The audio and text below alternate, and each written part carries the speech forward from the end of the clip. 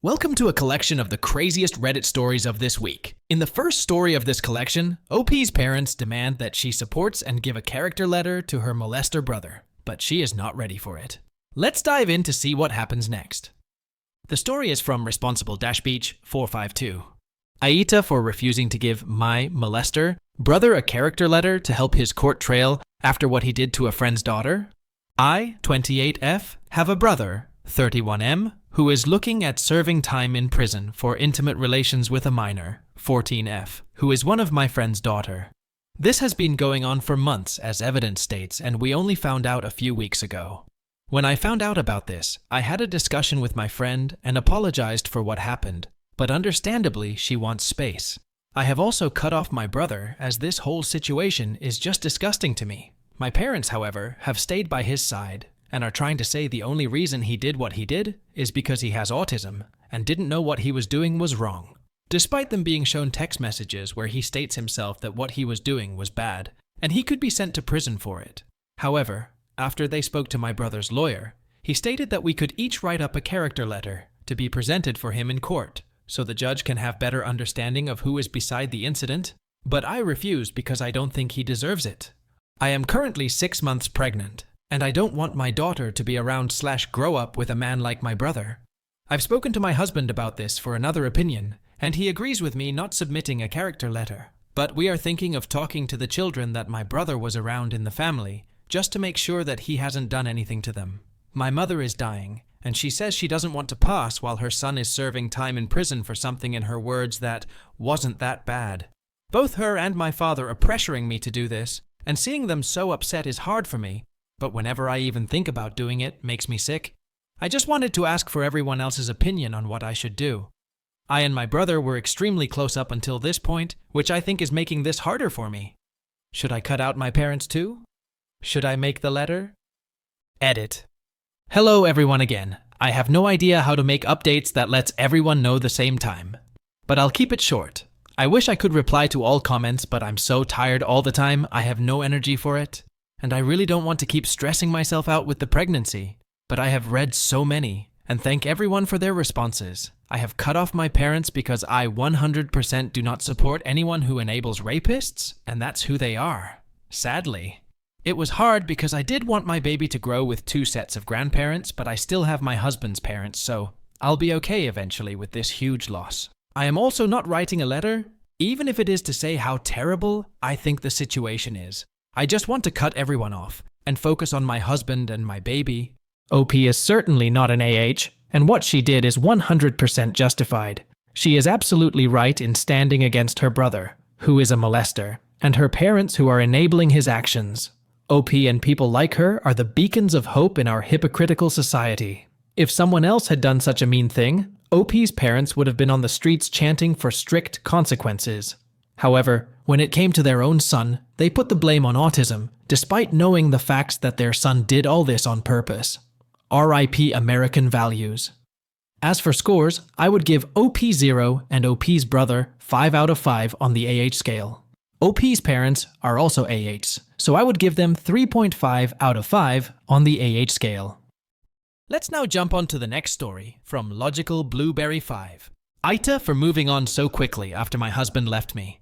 My 47F husband, 47M, asked for a separation on our 14th anniversary while we were away in a foreign country to celebrate. While we weren't as close as we used to be, we almost never fought and generally enjoyed each other's company and families. We do not have any children. The night before our anniversary, he brought up he wasn't very happy in the relationship, but didn't know why. The next morning, I asked to see his phone, and he said no. He said I would find flirty messages with 1 or more other women on it. He had made some female friends through school and work, and he said he felt like there might be someone out there who was a better fit for him. I said I did not want to do a trial separation, as I don't believe you can work on something if you aren't living together. If he wanted to separate, it would be final. He understood, but said it was something he had to do. After being away for only 2 days, we rebooked our flights home, flew home, and he packed some belongings and left. 7 days later, he asked to come home, and we started marriage counseling. He had a lot of trouble admitting he had at least one emotional affair. The counseling was not helpful. He was defensive and not open to it. I suspect something physical happened with the other woman, but I do not have any proof. He had deleted all his flirty texts, Snapchat, etc., so I could not see them. After 4 weeks of living together again and attending counseling sessions, he decided he no longer wanted to try to save the marriage, and he was leaving. He packed up and left a few hours later. He stayed with a friend, found a new apartment, and signed a 1-year lease. I was devastated, and even had to take time off work to process what had happened and attend individual counseling. After 4 weeks, I started to feel a bit better. I went out for drinks with a group of 4 co-workers that live in my area and found I really enjoyed one of them, 42M, a lot. I had only met him over Zoom before this. We started seeing each other a couple of times a week.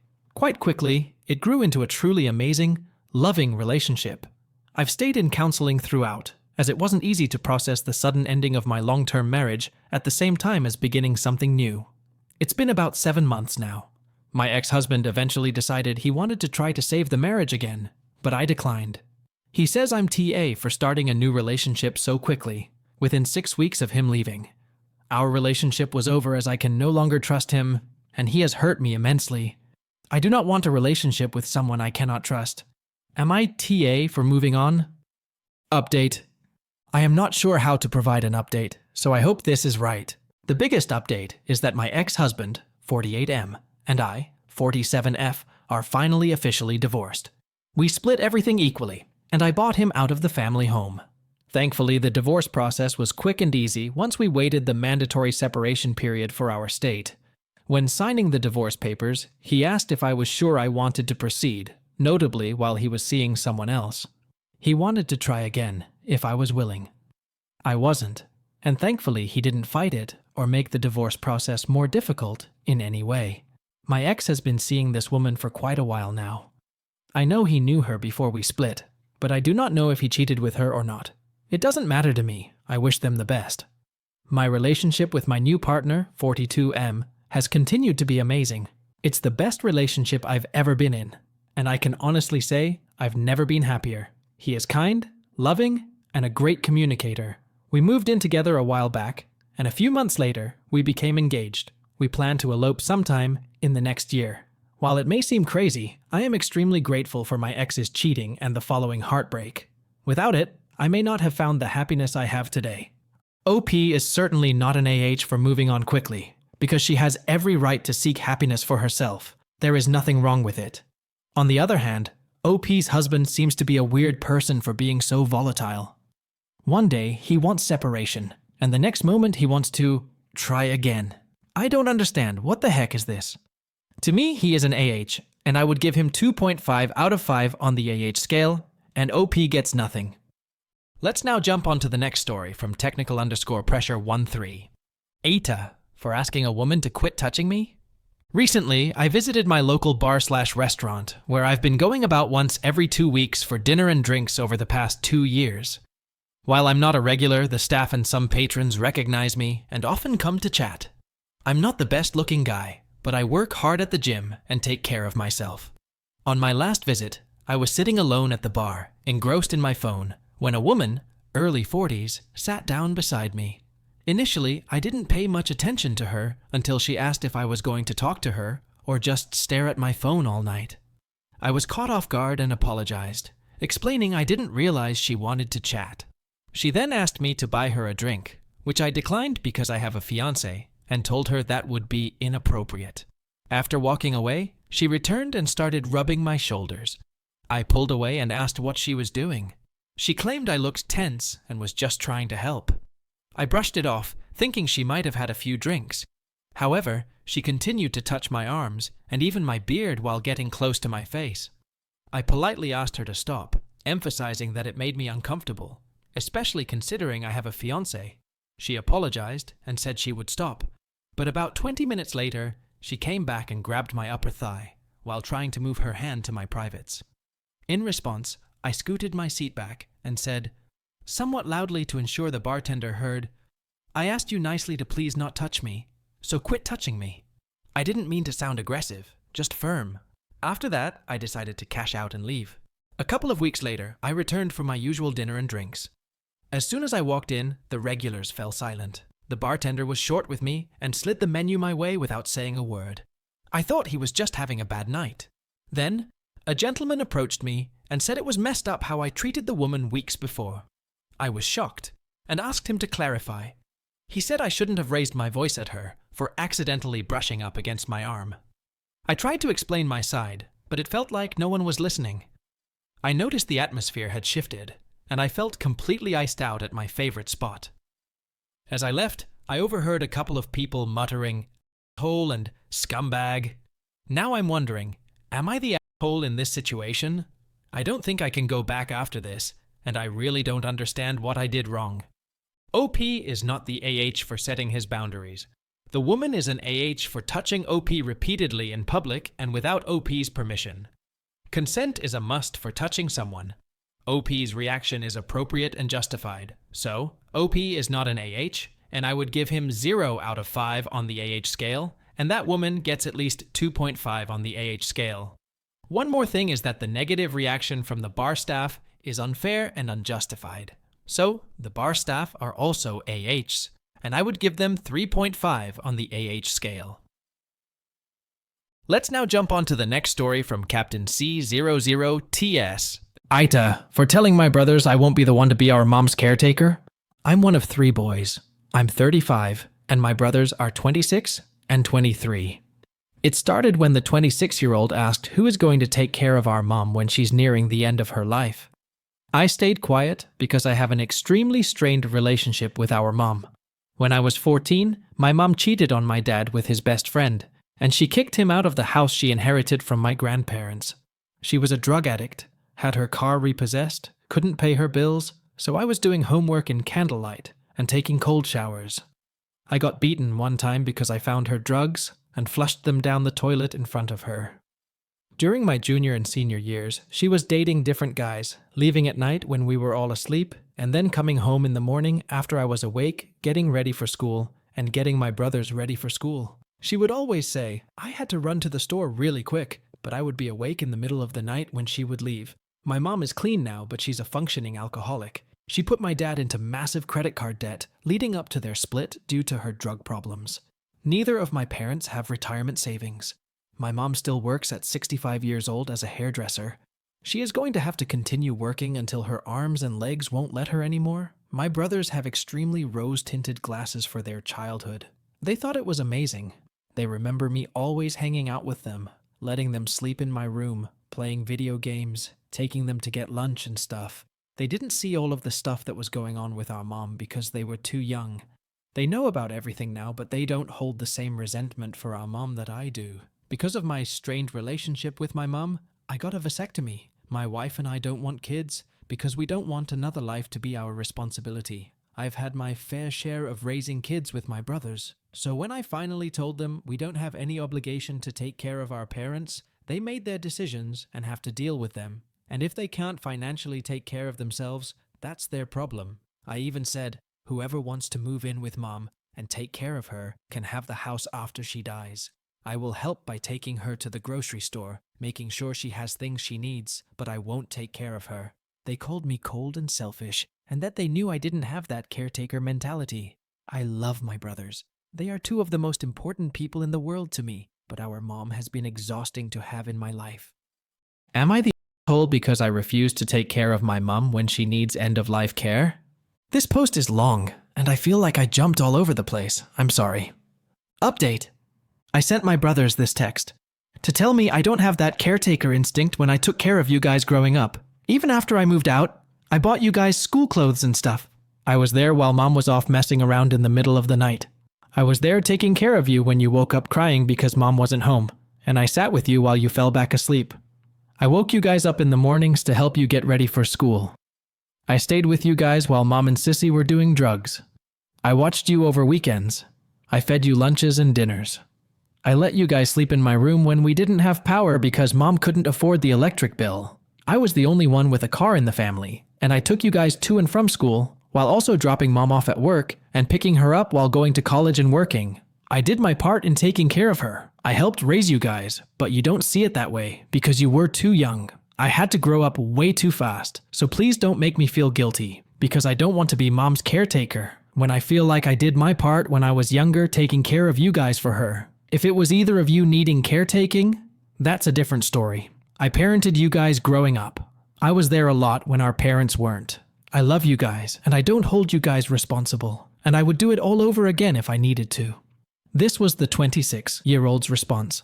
I am not trying to make you feel guilty, and wasn't trying to say you didn't take care of us. I shouldn't have said you don't have the caretaker instinct. I was thinking of it in a parental aspect, since you literally said you don't have a kid because you don't want responsibility for anyone else. I wasn't trying to make it sound like you didn't take care of us, and they left it at that. I'm going to stand my ground. I think I'll also have this conversation with my mom to let her know. My 23-year-old brother is her favorite and perfect son. He has the best relationship with her and still lives with her. And he said he's already accepted he's probably the one who is going to take care of her. But the next time the three of us are in the same place, we will sit down and have a real conversation about why I won't be the caretaker. But I'm willing to talk about other solutions. Thank you all for the amazing responses. I probably will seek out therapy. I've never heard of prettification and probably do have a lot of things I need to work out. Thank you all. OP is not the AH.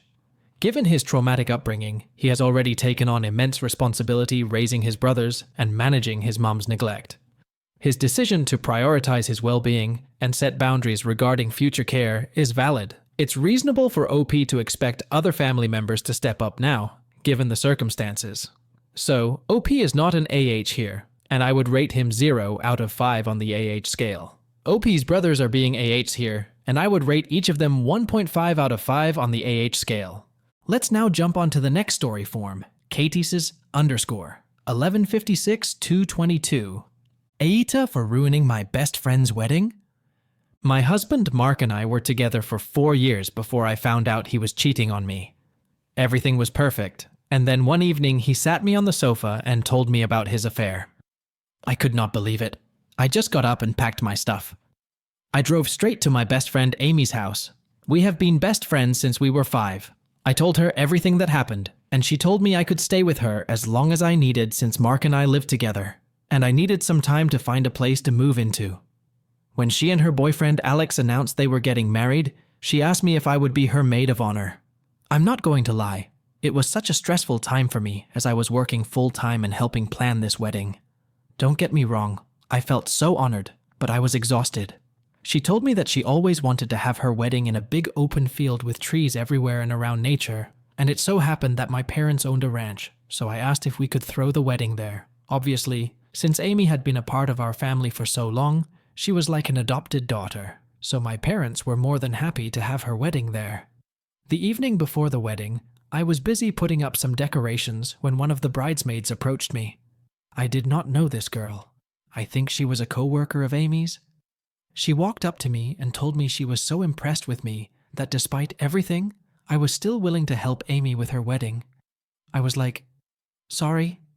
She then went on to tell me that she knew that my best friend Amy had slept with my husband Mark. Just take your mind back to that affair he had been having. In perfect timing, Amy's soon-to-be husband Alex came around the corner. I asked if he knew about this, and he told me that he did, in fact, know. Amy had told him because she didn't want to go through the marriage with any secrets. He said he made a promise to himself that after their honeymoon, he would tell me the truth. He had forgiven Amy and asked me to do the same. I had no clue what to say, so I got into my car and drove to my parents' house and told them everything that happened. They too were absolutely stunned. They couldn't believe it. That afternoon, I got a call from Amy. I got at least 100 more phone calls from her, and then it started with Alex trying to call me, and then it progressed to numbers I didn't even know.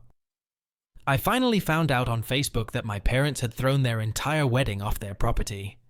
The wedding hadn't even taken place at all, and now Alex and Amy were both bad-mouthing me all over the place. But my parents said they didn't care. Anyone who asked why got the truth, which quickly had people siding with me. But I still get the occasional, it wasn't a big deal. It was a one-time thing, or you're over-exaggerating from our mutual friends. So tell me what you all think. Was I exaggerating? Or should I have handled it better? I don't know. Edit. I have read all of your kind comments and have decided to drop those mutual friends of mine who defended Amy. I am currently healing through this as I have just lost a best friend of 22 years. But don't worry, I have thanked my parents profusely for how they protected me. OP is certainly not an AH for standing up to her friend. In fact, she didn't ruin her friend's wedding. Rather, her friend ruined his life, and after all that, she was being a hypocrite. So, OP is not an AH, and I would rate her 0 out of 5 on the AH scale. Instead, OP's husband and her friend Amy are AHs. Amy is the bigger AH, so I would rate her 4 out of 5 on the AH scale, and OP's husband gets 3.5 on the AH scale. Let's now jump onto the next story from I Am Wyvern Girl. AITA for telling my sister I hooked up with her fiance and ruining her engagement, even though she took him back. I, 19F, come from a super religious family where everyone marries fast through matchmakers. I'm the black sheep because I left religion and started dating casually. My sister Marie, 25F, is the family favorite, beautiful, smart, and outgoing, but she struggled to find a husband. After a string of failed matches, she finally got engaged last month to Christopher, 30M. Everyone was relieved because she'd been trying for so long. I was happy for her, until I met the fiance. Christopher and I hooked up last year. For context, the age gap between us isn't the issue, so please don't bring it up. We met at a party, and despite being religious, he's divorced and didn't seem concerned about staying pure. We hooked up 5 times. He was my first everything. Kiss, hook up, all of it. After the 5th time, he said he was falling for me, but I wasn't looking for anything serious, so I ended things before it got too complicated. Especially because I knew he wanted to eventually get remarried, and I was not the girl for that. We hadn't seen each other since, until Marie brought him home as her fiancé. The second we locked eyes, I knew we were both thinking, oh shit. Later that night, Christopher pulled me aside, begging me not to tell Marie. He said it meant nothing, it was in the past, and telling her would only ruin her happiness. He texted and called me for a week, saying how much Marie had been through and how I'd destroy her life if I told her. I kept my mouth shut at first. I didn't want to hurt her. But the guilt was eating me alive, like I was watching her walk into a disaster. I felt like she deserved to know. So, I told her. At first, Marie didn't believe me. She said I was trying to sabotage her happiness because I couldn't stand being single. I had to show her the texts and photos to prove it. When she finally accepted the truth, she lost it.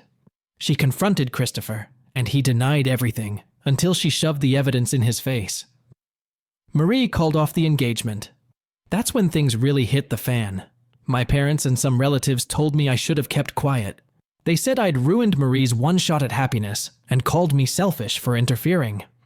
Now I'm not even invited to the wedding. Yep, they got back together, but I'll get to that. It gets worse.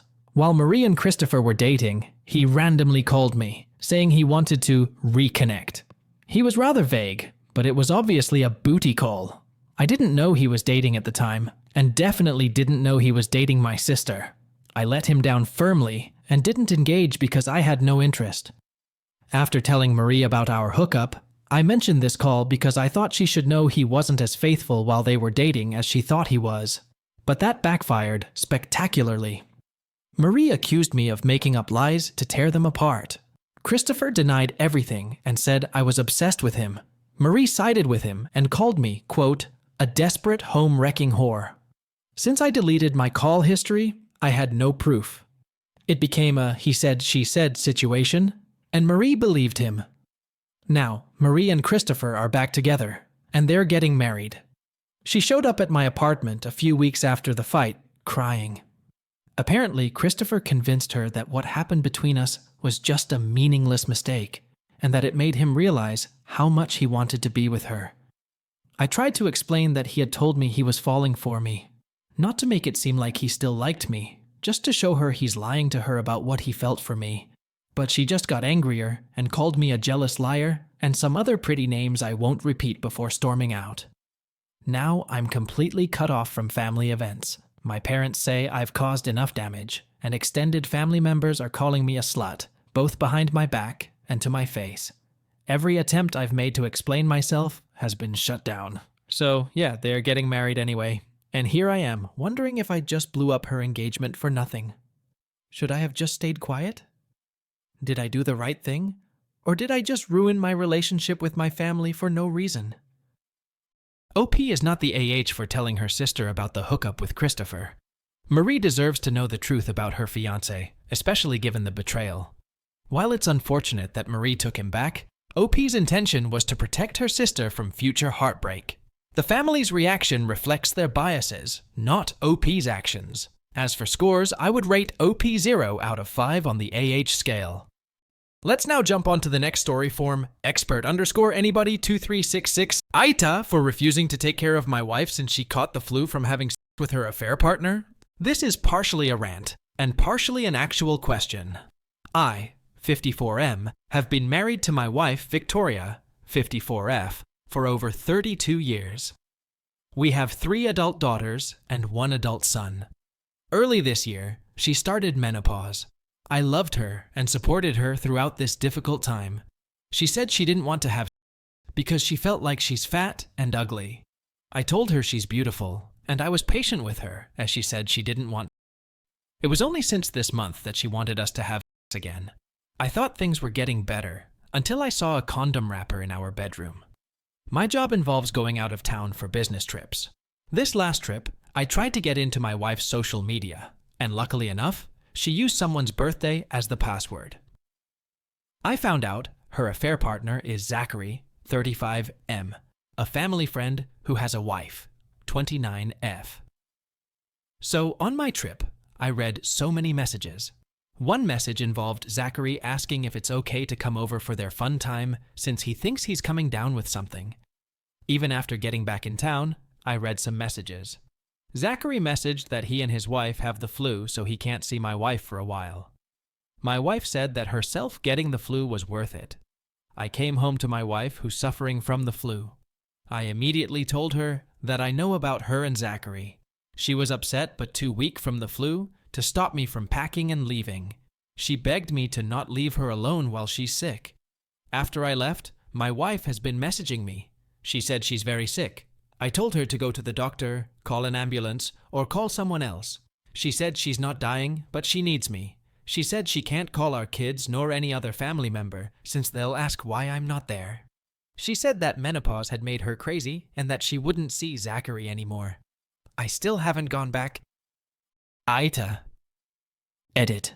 As soon as I found the messages, I was planning on telling Zach's wife. I wanted to tell her face to face.